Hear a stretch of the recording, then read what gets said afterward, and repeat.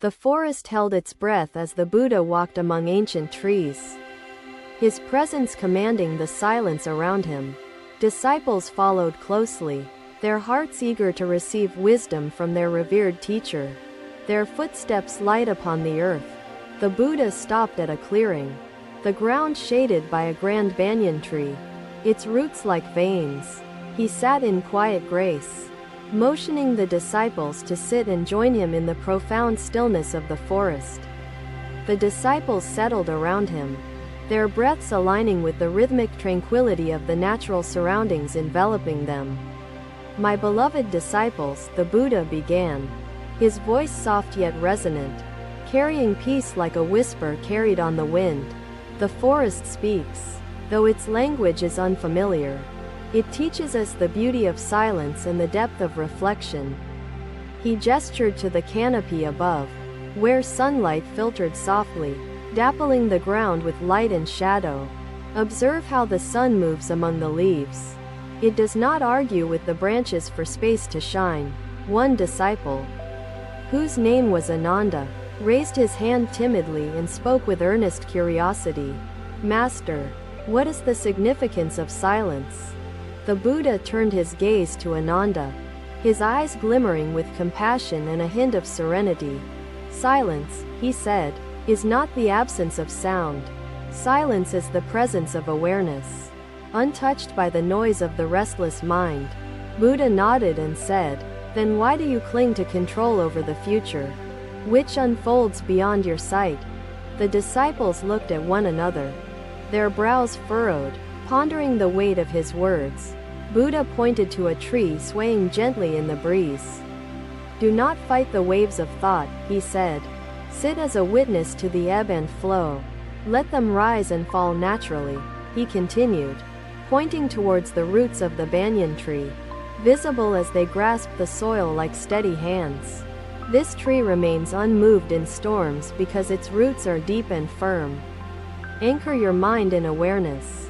The disciples followed his gesture, their eyes tracing the intricate pattern of roots stretching into unseen depths beneath the earth. The Buddha raised his hand once more, his gestures deliberate and imbued with grace. "Silence is your anchor when the winds of thought grow wild. A mind rooted in silence finds peace amid chaos." The forest seemed to echo his words, its whispers carried among the leaves and through the hearts of those who listened. His disciples sat in stillness, the rush of understanding weaving through their minds like threads, creating a tapestry of clarity. In the presence of silence, the Buddha continued, "Life unveils its truths gently, as a lotus blooms quietly in still water." A disciple named Sariputta leaned forward, intrigued by the metaphors that seemed to contain worlds within their simplicity. Ananda stepped closer and asked, "Lord, how do we stop the mind from wandering to what lies ahead?" The Buddha raised his hand, gesturing for silence, and the disciples leaned in attentively. "Ananda, take a single deep breath and focus on its rise and fall," Buddha instructed. "Though clouds obscure its light, the moon remains unchanged. Silence clears the clouds within, revealing the light of wisdom." The disciples sat transfixed, their spirits stirred by the profound metaphors that resonated deeply, planting seeds of insight within their hearts. "Silence is the field in which clarity grows," the Buddha said, "cultivated by mindfulness and nurtured with patience." He turned his gaze upward once more, allowing the stillness to permeate the gathering like the fragrance of blooming jasmine. "My dear disciples," the Buddha said, motioning his hand gently toward the distant horizon, where the forest kissed the sky. "Silence connects us to all things, dissolving barriers, revealing the thread that weaves the universe as one." The disciples followed his motion, their minds reaching beyond their own limited horizons, exploring vast notions of interconnectedness. As the forest began to settle into the deep quiet of dusk, the Buddha spoke once more, his voice carrying a tone both soothing and profound.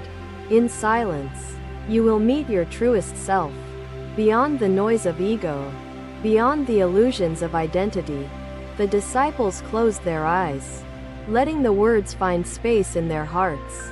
As the teacher's presence enveloped them, the Buddha smiled, his eyes filled with an unspoken depth of compassion. Sensing the disciples' thirst for wisdom, "This practice of silence is not merely for today," he said, "but for eternity, guiding you beyond suffering." His disciples bowed low, their movements graceful with gratitude for the teachings bestowed upon them. As gentle as falling leaves, the forest continued its song in the silence of night, the teachings of the Buddha settling like dew upon the hearts of his disciples. The banyan tree stood witness to the profound exchange, its roots intertwined with the soil and silence of the earth. Another day, another journey began as the Buddha walked through the bustling streets of Rajagriha, his alms bowl in hand. Merchants called out their wares, children darted between carts, and the crowd moved in a rhythmic tide. Amid the commotion, the Buddha's presence created an unseen calm, a stillness that followed him like a shadow. A beggar approached, his clothes tattered, his face etched with lines of despair and hunger. Trembling before the Buddha's serene figure, the beggar knelt down, his hands empty and shaking, his voice breaking as he spoke. "Great teacher," he began, "I have nothing to offer, not even food for your bowl. My life is barren and broken." The Buddha's gaze softened, his eyes reflecting compassion as he knelt beside the beggar. "My friend," the Buddha said, his voice gentle, "emptiness is not the end but the beginning of wisdom." The beggar looked up, confusion mingling with tears on his weary face, his thoughts clouded with doubt. "Let me tell you a story," the Buddha said, holding the empty alms bowl before him. "This bowl, though empty, has infinite potential to receive." The beggar watched the Buddha's gestures, captivated by the simplicity that seemed to hold profound truths within them. Had this bowl been full, it would have no space for anything new. Its emptiness is its greatest virtue. The beggar's eyes lingered on the bowl, its emptiness now illuminated by the Buddha's words, a mirror to his own life. "Master," he asked hesitantly, "how can emptiness bring fullness when it feels like despair?" The Buddha reached out, placing the bowl gently in the beggar's trembling hands. "Look closely," the Buddha said, motioning toward the bowl. "This emptiness is freedom from the weight of attachment and the burden of desires." The beggar's gaze turned inward, contemplating the words as they resonated, their echoes awakening something dormant within him. In emptiness, there is space for wisdom, for love, for growth, the Buddha continued, his words planting seeds in the fertile soil of the beggar's heart. The crowd moved around them, unaware of the profound moment unfolding like petals of a lotus blooming unseen. A merchant paused nearby, drawn to the scene, his curiosity overcoming the urgency of his trade. "Master," the merchant said, bowing humbly, "does this truth apply to us, who have much yet still feel empty?" The Buddha stood, addressing the merchant with the same kindness he had shown the beggar, his words steady and deliberate. "My friend," he said, "emptiness is not measured by possessions but by the weight of longing carried within the heart." The merchant lowered his head, his thoughts reflecting upon the unending pursuit that had filled his days and hollowed his nights. "To those who have much, emptiness is the absence of peace. To those who have little, emptiness is freedom," the Buddha said. His words flowed like water finding its path, reaching all who listened, each heart a vessel waiting to be filled. The beggar clutched the bowl, his trembling hands steadying as clarity replaced despair. His gaze fixed upon the Buddha. "Master," the beggar asked, his voice tinged with hope, "how do we create space within ourselves for this fullness to enter?" The Buddha gestured to the sky, where clouds drifted apart to reveal the radiant sun, their motion slow and graceful. "Let go," the Buddha said, "of what you cling to, for clinging traps you in suffering. Release, and the space will appear." The beggar nodded, his mind opening like the clearing sky, his heart filling with light that seemed to shine from within. The merchant bowed deeply, his own understanding taking root as his life's desires began to lose their hold upon him. The Buddha smiled, his expression radiating compassion, sensing the growth in the hearts around him. "My dear friends," the Buddha said, addressing the crowd now gathered, "emptiness is the doorway to transformation.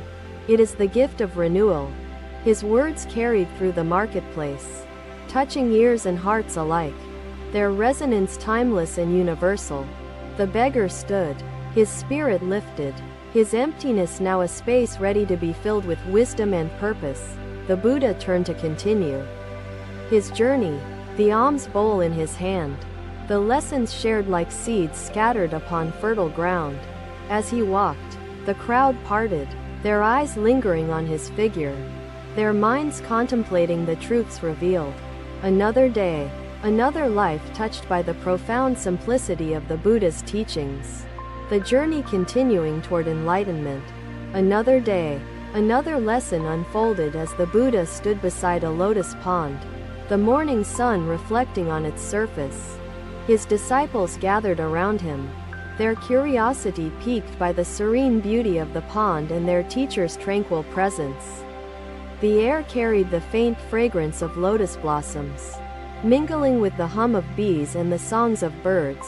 The Buddha gazed at a single lotus blooming amidst the muddy water, its petals pristine and radiant. "My disciples," he began, his voice soft but clear, "observe this lotus flower rising from the mud, untouched by its impurities." The disciples leaned closer, their eyes following the Buddha's gesture, the sight of the lotus stirring questions in their minds. "Master," one disciple asked, his tone reflecting wonder, "how does the lotus remain so pure while rooted in the mud?" The Buddha turned, his expression filled with kindness, and spoke with the ease of one sharing a timeless truth. "The mud nourishes the lotus, but it does not define it. The flower transcends its origin to reveal its beauty." The disciples nodded, their thoughts diving into the depths of the metaphor, their hearts eager to grasp its meaning fully. The Buddha knelt by the edge of the pond, his fingers gently skimming the water's surface, creating ripples. "Life is like this pond," he said, "clouded by struggles, desires, and illusions. Yet within it lies the potential for awakening." Sariputta, a thoughtful disciple, asked, "Master, what if the mud is too deep? How can one rise above it when overwhelmed by suffering?" The Buddha scooped a handful of mud, letting it slip through his fingers back into the pond, his movements deliberate. "The mud is both challenge and nourishment," he said. "Without it, the lotus cannot grow. Your struggles shape your path." The disciples contemplated his words, their minds wrestling with the duality of struggle and growth, their spirits seeking clarity. The Buddha continued, his gaze steady and serene. "The lotus teaches us that purity and strength arise not despite the mud, but because of it." Another disciple, Mahakassapa, spoke, his voice filled with earnestness. "Master," he asked, "how can we remain unstained by the mud while still living within its grasp?" The Buddha smiled, his expression a blend of compassion and wisdom, and stood, motioning toward the lotus flower. "Be like the lotus," he said, "rooted in the world but not entangled by it. Rise above without rejecting where you are." The disciples' eyes followed his gesture, the sight of the lotus now imbued with new understanding, their minds more at ease.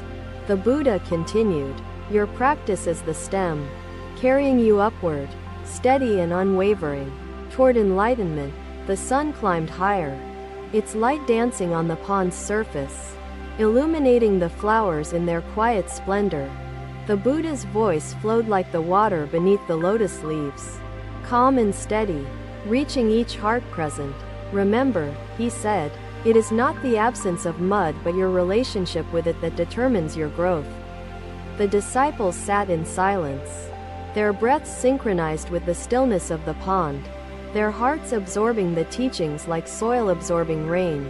The Buddha knelt again, cupping water in his hands, letting it fall gently back into the pond. Just as water cleanses the lotus, he said, mindfulness cleanses the heart, making it a vessel for wisdom. A young disciple, yet to speak, finally found courage and asked, Master, how do we strengthen our stems to rise above the water? The Buddha placed a hand on his shoulder, his touch light yet filled with reassurance, his eyes shining with encouragement. Practice diligently, he said. Each act of kindness, patience, and reflection strengthens your stem, carrying you closer to liberation. The disciples bowed their heads, their hearts filled with determination to practice and grow, their spirits lifted by the Buddha's guidance. The Buddha stood, his robes moving gently with the breeze, the pond reflecting his serene form like a living mirror. Let the lotus remind you, he said, that beauty and purity are born from challenge and perseverance.